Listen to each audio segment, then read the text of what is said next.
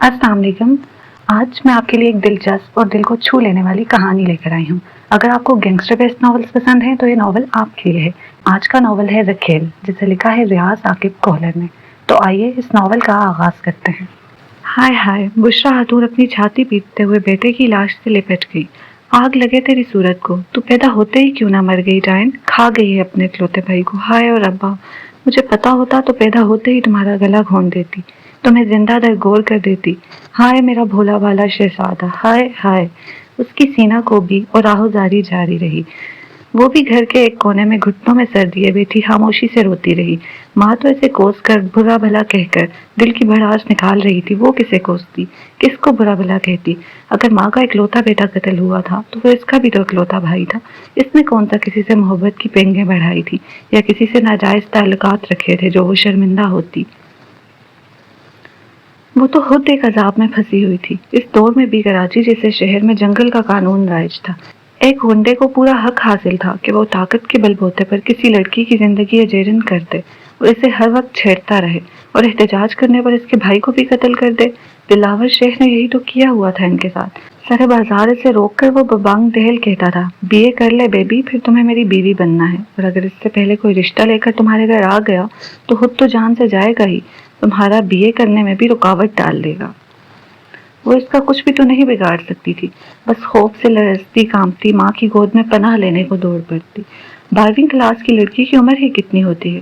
फिर बाप का साया सर पर ना होने की वजह से वो खुद को और भी गैर महसूस करती। दिलावर शेख का तो नाम ही खौफ की अलामत था। दुकानदार बाकायदगी से इसे भत्ता दिया करते। चूं चरा करने वाले की बोरी में बंद लाश सड़क के किनारे पड़ी मिलती, किसी गंदे नाले में डूबी मिलती या साहिल समुंदर पर अपनी तकदीर पर नोखा ख्वाह नजर आती। पुलिस वालों को भी अपने घर वाले और नौकरी अजीज थी। इसीलिए तो जब वो माँ को लेकर थानेदार के पास गई तो उसने पूरी तवज्जो से इसकी बात सुनकर कहा था, फिक्र ना करो माई, हम इससे बात कर लेते हैं, मगर बेहतर यही होगा कि तुम लोग ये इलाका छोड़कर कहीं चले जाओ। वो एक ताकतवर शख्स है और उसकी पुश्त पर एक बासर शख्स मौजूद है जिसका वो काफी लाडला है। कानून का मुहाफिज उन्हें ऐसा मशवरा देकर गोया बावर करा रहा था कि वो इस मामले में बेबस था, वरना पुलिस वाले मुजरिमों से बातचीत नहीं किया करते, उनकी सरकोबी करते हैं। यहाँ थानेदार कह रहा था कि वो इससे बात कर लेगा, गोया उसकी मिन्नत समाजत करेगा, और ऐसे लोग मिन्नत समाजत से नरम नहीं पड़ा करते। जिसके हाथ में इख्तियार आ जाए वो खुद को खुदा समझने लगता है। इसी इख्तियार ने फिरौन और नमरूद से खुदाई का दावा करवाया। इसी इख्तियार ने शद्दाद को अल्लाह पाक के मुकाबिल ला खड़ा किया। इसी इख्तियार ने अबू जहल को अपनी जहालत पर साबित कदम रखा, और यही वो इख्तियार है जिसकी वजह से आज अमेरिका ने दुनिया को तबाही के धाने पर ला खड़ा किया है। जिस दर्जे का इख्तियार हो, इस दर्जे की मनमानी की जाती है। कहावत है कि मौजी को इख्तियार मिला और उसने चमड़े का सिक्का जारी कर दिया था। दिलावर शेख के पास भी एक बासर शख्सियत की चमचागिरी के बायस इतना इख्तियार आ गया था कि वो एक गरीब लड़की की जिंदगी अजेरन कर सकता था, जिसका कसूर सिर्फ इतना था कि वो खूबसूरत थी। यही खूबसूरती अगर साहिब इख्तियार और उमरा के घर जन्म ले तो बायस से रौब बन जाती है, और अगर गरीब के घर जन्म ले तो तमाशा और देखने की चीज। वकोल शायर, अच्छी सूरत भी क्या बुरी शे है, जिसने डाली बुरी नजर डाली। अगर वो मामूली शक्ल सूरत या कबूल सूरत होती तो उसे इन हालात का सामना तो ना करना पड़ता। मोहल्ले के आवारा लड़कों को इससे इश्क का शौक चढ़ाया तो स्कूल के लड़के भी आहें भरते नजर आए, और जब दिलावर शेख जैसे गुंडे की नजर पड़ी तो तमाम अपना सा मुंह लेकर रह गए। वो एक बाहया, बाइज्जत और खुददार लड़की थी। इसे ना तो मोहल्ले के आवारा लोगों की परवाह थी और ना स्कूल में मौजूद अशाब की। बेनियाजी, बेध्यानी और खामोशी से काम लेकर एक शरीफ लड़की ऐसे बेगैरतों को अपने काम से काम रखने पर मजबूर कर सकती है। यूं भी भौंकने वाले काटा नहीं करते, और शरीफ लड़कियों को छेड़ने वाले आवारा सरखी की तरह तो होते हैं जिनका काम ही भौंकना होता है। लेकिन इसकी बदकिस्मती कैसे काटने वाला कुत्ता टकरा गया था। दिलावर शेख इस मोहल्ले बल्कि आसपास के 2-3 मोहल्लों का बेताज बादशाह था। वहाँ के लोग इसके मुंह लगने से गुरेज किया करते, क्योंकि ऐसे गुंडों के खिलाफ ना तो पुलिस में कोई सुनवाई होती है और ना कोई अदालत ही इंसाफ मुहैया कर सकती है। किराए के वकील, किराए के गवाह और खरीदे हुए जज भला गरीबों की क्या मदद करेंगे? इसकी माँ भी ये बात अच्छी तरह जानती थी। वो दिलावर शेख के इख्तियार से भी वाकिफ थी। रही सही कसर थानेदार की बातों ने पूरी कर दी थी, इसलिए उसने हत्तल वसा के बाद अपने जवान बेटे से छुपाए रखी। मगर कब तक? एक दिन जब वो रोती लरजती कांपती घर में दाखिल हुई تو بڑا بھائی مزدوری نہ ملنے کے باعث پہلے سے گھر میں موجود نظر آیا۔ وہ گھروں میں رنگ و روغن کا کام کرتا تھا۔ چھوٹی اور لاڈلی بہن کی حالت دیکھتے ہی وہ تڑپ اٹھا۔ وہ بھی ایک مرد کی بےہودہ گفتگو سن کر غصے اور خوف سے کھولتی ہوئی گھر پہنچی تھی۔ ماں کی آنکھوں کے اشارے سمجھے بغیر اس نے روتے ہوئے ساری بات بھائی کے سامنے اگل دی۔ بھیا، وہ کمینہ مجھے روزانہ تنگ کرتا ہے، کبھی کالج کے دروازے پر روک لیتا ہے، کبھی گلی کے نکڑ پر اور کبھی بازار میں بےہودہ اور گندی گندی باتیں کرتا ہے۔ فلمی ہیرو کی طرح بھڑکے مار کر محبت کا اظہار کرتا ہے، کہتا ہے میری BA کرتے ہی زبردستی مجھ سے شادی کر لے گا، اور اگر اس سے پہلے میرا رشتہ لے کر کوئی آیا تو اسے جان سے مار کر اسی وقت مجھے بیوی بنا لے گا۔ کون ہے وہ بدبخت؟ اس کا بھائی شاہنواز غصے میں کانپتا ہوا چارپائی سے کھڑا ہوا اور آگے بڑھ کر اسے اپنے ساتھ لپٹاتے ہوئے بولا، جب تک میں زندہ ہوں میری گڑیا کی طرف کسی نے میلی آنکھ سے بھی دیکھا تو وہ آنکھ جسم کا حصہ نہیں رہے گی۔ دلاور شیخ، اس نے سسکیاں لیتے ہوئے اس گنڈے کا نام لیا۔ شاہنواز فوراً گھر سے باہر نکل گیا۔ ماں نے اسے روکنے کی بڑی کوشش کی، مگر بیٹیوں کی طرح لاڈلی بہن کی آنکھوں میں نظر آنے والے آنسو دیکھ کر وہ اپنے حواس کھو بیٹھا تھا۔ وہاں سے وہ بھاگتے ہوئے دلاور شیخ کے اڈے پر پہنچا تھا، مگر واپسی پر اسے ایک ہمدرد رکشے والا لے کر آیا تھا۔ دلاور شیخ کے اڈے کے سامنے اس کی بے یار و مددگار پڑی لاش کو اس ڈرائیور نے اس لیے رکشے میں ڈالنے کی ہمت کی تھی کہ وہ ان کا دور پار کا رشتہ دار تھا۔ 2-3 گھنٹے پہلے بہن کو چھیڑنے والے عبرت کا نمونہ بنانے کا دعوے دار دلاور شیخ کا تو کچھ نہیں بگاڑ سکا تھا، البتہ اپنی جان دے کر کم از کم بے غیرتی کی زندگی جینے سے بچ گیا تھا۔ اکلوتے بیٹے کی لاش دیکھ کر اس کی ماں پاگلوں کی طرح بس اسے ہی کوستی رہی۔ اس کے علاوہ اس بیچاری کے بس میں تھا ہی کیا؟ تناوش، تو پیدا ہی کیوں ہوئی؟ میں نے تیرے منہ پر تیزاب کیوں نہ پھینکا؟ ارے تیرے چہرے پر چیچک ہی نکل آتی تو میرا گھبرو بیٹا تو مجھے چھوڑ کر نہ جاتا۔ اس کی ماں کی مدزبانہ واویلا جاری رہا۔ محلے کی 2-3 بوڑھی عورتیں اسے سنبھالنے کی کوشش کرنے لگیں، مگر جوان بیٹے کی موت کوئی معمولی صدمہ نہیں تھا۔ وہ کسی کی بات سننے کے قابل ہوتی، روتی، سینہ کو بھی کرتی، وہ کسی کی بات نہیں سن رہی تھی۔ تناوش کے اندر نفرت کا ایسا الاؤ روشن تھا جو ہر چیز کو بھسم کر دینے پر تلا تھا۔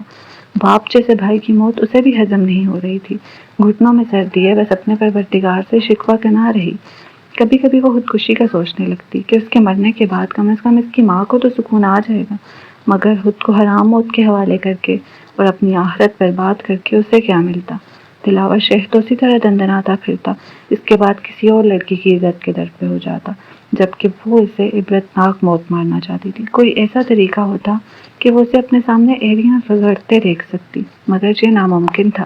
نہ تو قانون کے پاس اتنی طاقت تھی کہ دلاور شیخ پر ہاتھ ڈال سکتی، اور نہ کوئی اور ایسا تھا جو دلاور شیخ کو ہلاک تو کیا صرف انہیں ہی دلاور کے شر سے بچا سکتا۔ جنازہ اٹھا اور ماں بیٹیاں تڑپ تڑپ کر غش کھا کر گر پڑی۔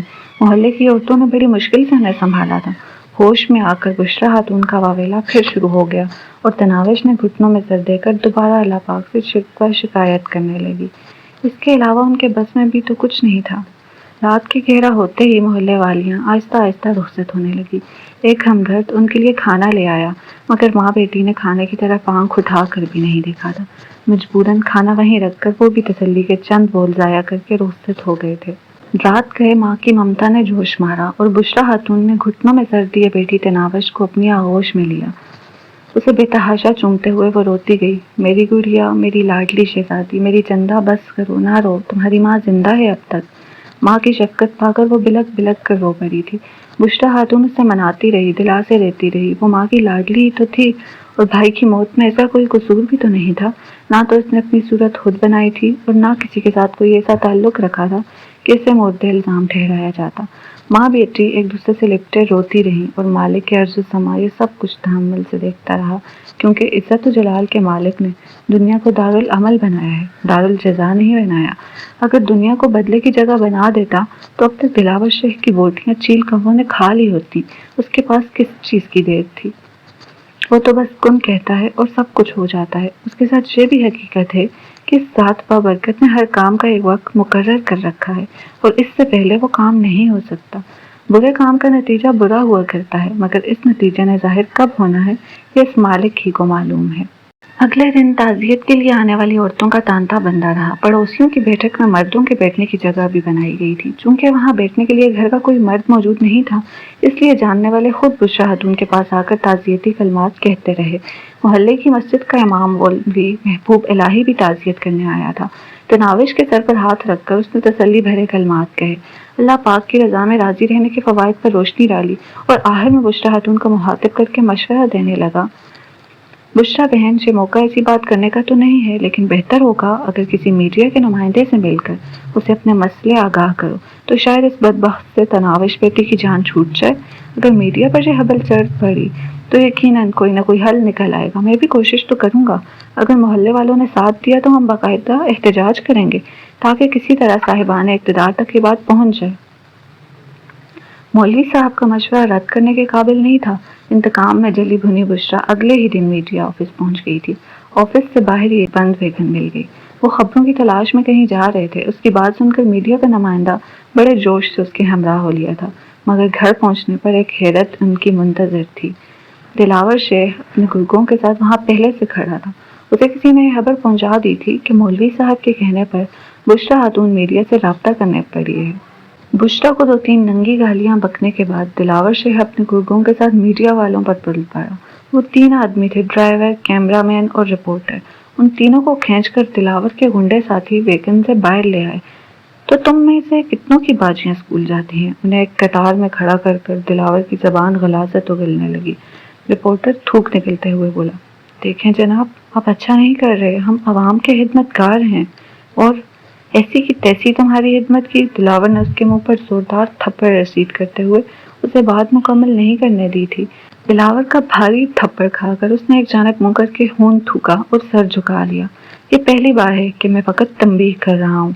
अगर इसके बाद मुझे तुम में से कोई इस घर या घर वालों के करीब भटकता नजर आया, उसकी शलवार उतार कर इसके सर पर बांध दूंगा और उसके घर की खवातीन के जिस्म पर कमीज भी नहीं छोड़ूंगा। गलती हो गई माई बाप। ड्राइवर ने थर थर कांपते हुए हाथ बांध दिए। दिलावर शेख ने अपने आदमियों को इशारा किया, जिन्होंने इनकी गाड़ी के शीशे तोड़कर इनका कैमरा भी तोड़ दिया। उस वक्त कराची के हालात वाकई जंगल जैसे थे। रेंजर्स वगैरह का ऑपरेशन अभी तक शुरू नहीं हुआ था। एक दो सियासी जमात के गुंडों ने पूरे कराची को अपनी लपेट में लिया हुआ था। लोग इतने डरे में रहते थे कि एक हवास पाता शख्स की बकवास को कई कई घंटे तक सर झुकाकर सुनते रहते। वो अहमक, जिसे खुद भी मालूम नहीं था कि वो क्या बकवास कर रहा है, लेकिन लोगों के पास एहतजाज का कोई जरिया नहीं था। मीडिया वालों का बस भी उन्हीं कमजोरों पर चलता है जो अपनी सफाई में कुछ नहीं कह सकते। बड़ी मछलियों के खिलाफ वो भी जुबान नहीं खोल सकते। कराची में मिलने वाली हर बोरी बंद लाश के पीछे किसका हाथ है? भुत्ता वसूल करने वाले कौन हैं? टारगेट किलर्स का ताल्लुक किस लाबी से है? और इन जैसे बहुत सारे सवालों के जवाबात मालूम होते हुए भी वो इन सबको नामालूम अफराद के खाते में डाल देते हैं। यूं भी मीडिया का असल मकसद पाकिस्तान में इंतशार फैलाना, बद इंतज़ामी और बदनज़मी ज़ाहिर करना, इस्लाम को बदनाम करना और लिबरलिज्म की तशहीर और तारीफ करना ही तो है। मीडिया वालों के भागते ही दिलावर शेख उनके घर घुस गया। बदकिस्मती से मौलवी महबूब इलाही वहाँ मौजूद था। बुजुर्गों, सुना है मेरे खिलाफ कोई महाज खोल रहे हो? बारिश उम्र रसीदा मौलवी के सामने खड़े होकर दिलावर शेख ने घटिया लहजे में कहा। तनावश इस वक्त जमीन पर बैठी, दरी पर बैठी, नफरत भरी निगाहों से इस करीहश शक्ल शख्स को घूर रही थी जो इसके लिए मबहूस तरीन शख्स था। जिनमें जाने वो कितनी बार उस पर लानत भेजा करती। उसे दर्दनाक मौत के हवाले करना तनावश की ऐसी ख्वाहिश थी कि जिसके बाद ही उसकी जिंदगी में किसी दूसरी ख्वाहिश का नंबर आता था। दिलावर, अल्लाह के गजब से डरो। क्यों इस यतीम बेसहारा बच्ची के पीछे पड़ा है? तो इनका मामा लगता है साले। उसकी सफ़ेद दाढ़ी से पकड़ कर दिलावर ने खींचकर ज़मीन पर पटा। तनावश से बर्दाश्त नहीं हुआ था। वो भागकर मौलवी साहब के करीब पहुंची। तुम जैसे बहादुर बस कमज़ोरों पर ही हाथ उठा सकते हैं, उससे बड़े लहजे में कहते हुए वो मौलवी साहब को सहारा देकर उठाने लगी। हाँ हाँ हाँ, दिलावर ने मकरूह अंदाज में कहकर लगाया। तो कोई ताकतवर ढूंढ कर ले आओ बेबी, यहाँ तो सब ही दिलावर शेख से कमज़ोर हैं। अल्लाह पाक तो कमज़ोर नहीं है दिलावर। मौलवी महबूब इलाही ने गम और गुस्से से कांपते हुए उसे सबसे ताकतवर ज़ात का हवाला दिया। तो मैं कौन सा अल्लाह पाक के साथ लड़ रहा हूँ? मैं भी तो तुम जैसे कीड़े मकोड़ों से मुखातिब हूँ। अल्लाह के यहाँ देर है अंधेर नहीं है दिलावर। मौलवी महबूब इलाही ने उसे अल्लाह पाक के गजब से डराया। सुन बे मौलवी, ये वज़ मस्जिद में बैठ कर सुनाना, मैं यहाँ तेरा वज़ सुनने नहीं आया।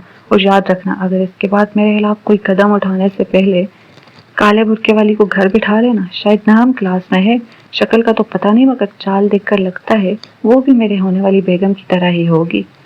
دلاور شیخ نے غلیظ انداز میں مولوی صاحب کو اس کی بیٹی کا حوالہ دے کر دھمکی دی۔ تجھے اللہ پوچھے گا دلاور، تم پر ضرور اللہ پاک کا غضب ہوگا۔ آنسو بہاتے ہوئے محبوب الہی وہاں سے سر جھکا کر چل پڑا۔ اپنی معصوم بیٹی کا نام ایک غلیظ گنڈے کے ہونٹوں سے سن کر اس کی ہمت جواب دے گئی تھی۔ گاؤں والوں نے پہلے ہی دلاور شیخ کے خلاف کوئی کارروائی کرنے سے انکار کر دیا تھا۔ بھرے پورے محلے میں سینکڑوں کی تعداد میں جوان مرد موجود تھے اور ان پر دلاور شیخ چند گھنٹوں کی مدد سے حکومت کر رہا تھا، کیونکہ وہ اکٹھے نہیں تھے، سب کے سب اپنے اپنے غم اور اپنی اپنی ترجیحات تھیں۔ مسلمانوں کی مثال ایک جسم کی سی ہے کہ ایک مسلمان کا دکھ درد سب کا دکھ درد ہوتا ہے، مگر یہاں ایسی کوئی بات نہیں تھی، ہر ایک کو اپنی پڑی تھی۔ بشریٰ خاتون کے گھر پر آنے والی مصیبت کو اسی نے جھیلنا تھا۔ اگر اس ایک کی مصیبت کے خلاف تمام محلہ ایکا کر کے دلاور شیخ کے سامنے آ جاتا تو وہ ان کا کچھ بھی نہیں بگاڑ سکتا تھا، لیکن بشریٰ کے لیے دوسرا کوئی بھی اپنی پرسکون زندگی میں زہر نہیں گھولنا چاہتا تھا۔ ایک غریب مولوی نے لوگوں کو اکٹھا کرنے کی جرات کی اور اسے سب لوگوں کے سامنے تماشا بنا دیا گیا۔ مولوی صاحب کی بیٹی کو پڑنے والی دھمکی محلے بھر کے والدین کی جوان بیٹیوں کو دھمکی تھی۔ جو شخص مولوی محبوب الہی جیسے سفید ریش اور باعزت شخص کے ساتھ اتنے گھٹیا انداز سے پیش آ سکتا تھا تو اس کا سلوک عام لوگوں کے ساتھ کیسا ہوتا؟ ابے مولوی، آخری بات سنتا جا، میں جانتا ہوں کہ تم کیوں ماں بیٹی کی مدد کرنے پر ادھار کھائے ہوئے ہو۔ بشریٰ خاتون ابھی تک خوبصورت ہے اور تمہاری کافی عرصے سے بیچاری بیوہ پر نظر ہے، تم بھی کچھ خدا کا خوف کھاؤ، تمہیں ایسی حرکتیں زیب نہیں دیتی۔ اگر زیادہ جوانی چڑھی ہے تو اس سے شادی کر لو، جیسے میں اس کی بیٹی سے شادی کرنے والا ہوں۔ دلاور شیخ اپنے غلیظ ہونٹوں سے غلاظت ہی اگل سکتا تھا۔ مولوی محبوب الہی کے پاس اس کی گندی باتوں کا کوئی جواب نہیں تھا۔ وہ غم و غصے اور دلاور کے توہین آمیز سلوک سے لرزتا کانپتا ان کے گھر سے نکل گیا۔ یہ باقی لوگ یہاں کھڑے کیا تماشا دیکھ رہے ہو، دفع ہو جاؤ یہاں سے۔ وہ وہاں موجود باقی لوگوں پر برس پڑا، تمام کان دبائے ہوئے ان کے گھر سے نکل گئے تھے۔ سن لے بڑھیا، تیرے عاشق کو تو اس کی اوقات شاد دلا دی ہے، آئندہ تم بھی ذرا ہوش میں رہنا، یہ نہ ہو مجھے شادی سے پہلے ہی تمہاری بیٹی سے سہاگ منانا۔ اس کی بات سن کر اس کے آدمیوں نے گھٹیا انداز میں کہکا لگایا۔ بشریٰ خاتون وہ ذلت آمیز باتیں سن کر بس دل ہی دل میں اللہ پاک کو پکار کر رہی تھیں۔ اس کی نامالود آنکھیں آسمان کی طرف اٹھ گئی تھیں۔ اس کے لیے بھائی کا غم اتنا چھوٹا نہیں تھا کہ جلدی زائل ہو جاتا، مگر زندگی کسی کے غم اور دکھ کی وجہ سے رکا نہیں کرتی۔ یہ تو بہتے دریا کی صورت ہر دم رواں دواں رہتی ہے، نہ تو خوشی کے انبار اس کی راہ میں رکاوٹ ڈال سکتے ہیں اور نہ غم کے پہاڑ اس کا رستہ روک سکتے ہیں۔ زندگی اسی ڈگر پر چلتی رہی۔ اس نے دوبارہ کالج جانا شروع کر دیا تھا۔ کالج ان کے گھر سے 1.5-2 کلومیٹر دور تھا اور وہ یہ سارا راستہ پیدل ہی طے کیا کرتی تھی۔ نہ تو اس کے پاس رکشے کا کرایہ ہوتا اور نہ بس کا۔ پہلے تو بائک کی وجہ سے ان کی گزر بسر ہو جایا کرتی، اب تو وہ بھی نہیں رہا تھا۔ اس کا باپ ایک سرکاری محکمے سے ریٹائرڈ ہوا تھا، اس کی محدود پینشن سے گھر کا گزارا چل نہیں سکتا تھا۔ بیٹے کی ناگہانی وفات کے بعد بشریٰ خاتون نے محلے کے متمول افراد کے ہاں کام کرنا شروع کر دیا تھا۔ 2-3 گھروں کے برتن بھانڈے دھو کر اور گھر کی جھاڑ پونچھ کر کے اسے اتنا کچھ مل جاتا تھا کہ وہ زندگی کی گاڑی کو آگے دھکیل سکے۔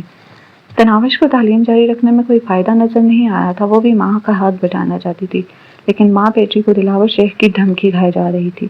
اس نے واضح طور پر کہا تھا کہ اگر اس نے تعلیم کا سلسلہ منقطع کر دیا تو وہ اسے اٹھا کر لے جائے گا، ورنہ وہ اپنی بیوی کو BA پاس دیکھنے کا متمنی تھا اور BA کرنے تک وہ اس مصیبت سے جان چھڑائے رکھنا چاہتی تھی۔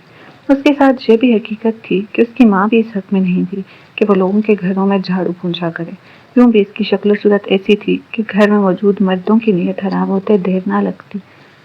کبھی کبھی وہ سوچتی کہ گھر سے کہیں بھاگ جائے، مگر اس کے ساتھ ہی یہ حقیقت اس کی آنکھیں کھول دیتی کہ آخر کو وہ کہاں جائے گی، اور پھر ایک دلاور شیخ سے جان چھڑا کر شاید اسے کتنے دلاوروں کو بھگتانا پڑے۔ اس کی ماں نے بھی یہی سوچا تھا، لیکن تھوڑے مختلف انداز میں۔ اس نے گھر بیچ کر اپنی بیٹی کے ساتھ بھاگ جانے کا سوچا۔ جن گھروں میں وہ کام کرتی تھی ان میں سے ایک ہمدرد شخص حاجی منظور کو اعتماد میں لے کر اس نے یہ درخواست کر دی کہ ان کے گھر کے لیے کوئی گاہک ڈھونڈ لائے۔ حاجی منظور بھی دلاور شیخ سے خوفزدہ تھا، لیکن یہ کام کوئی اتنے خطرے والا نہیں تھا کہ وہ صاف انکار کر دیتا۔ ٹھیک ہے بشریٰ بہن، میں کوشش کروں گا۔